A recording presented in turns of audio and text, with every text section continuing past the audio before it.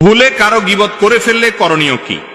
আপনি যদি কারোর গীবত করে ফেলেন, কারোর পেছনে সমালোচনা করে ফেলেন, এটা অন্যায়, বান্দার হক নষ্ট করলেন, তাহলে কি করবেন? এই গীবতের কাফারা বা ক্ষতিপূরণ হিসাবে আপনি 4টি কাজ করবেন।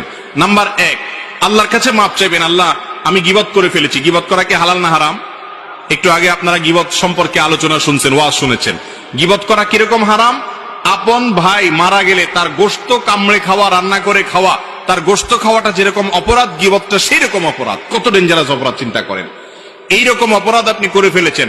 এটা যখনই আপনি আঁচ করবেন যে আমি এত গীবত করে ফেলেছি, সাথে সাথে আল্লাহর কাছে 1 নম্বর কাজ হলো মাপ চাইবেন। কি চাইবেন? মাপ চাইবেন যে আল্লাহ আপনি আমাকে মাফ করে দেন। 1 নাম্বার 2, যে ব্যক্তির গীবত করেছেন, পরিচিত হলে, জানাশোনা হলে, যদি তার কাছে মাপ চাওয়ার সুযোগ থাকে, তাইলে যা বলবেন যে ভাই তোমার গীবত করে ফেলছি, তুমি আমাকে মাফ করে দাও। আর যদি মাপ চাইতে গেলে বরং আরো ভেজাল বাড়ে, বলে যে কি সর্বনাশ, কি গীবত করছো আমার বলো।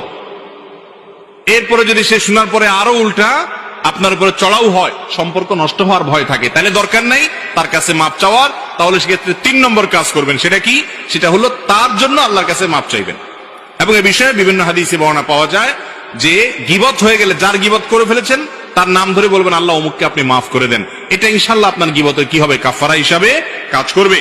আর নাম্বার 4 হলো যাদের সামনে তার গীবত করেছেন তাদের সামনে তার প্রশংসা করবেন।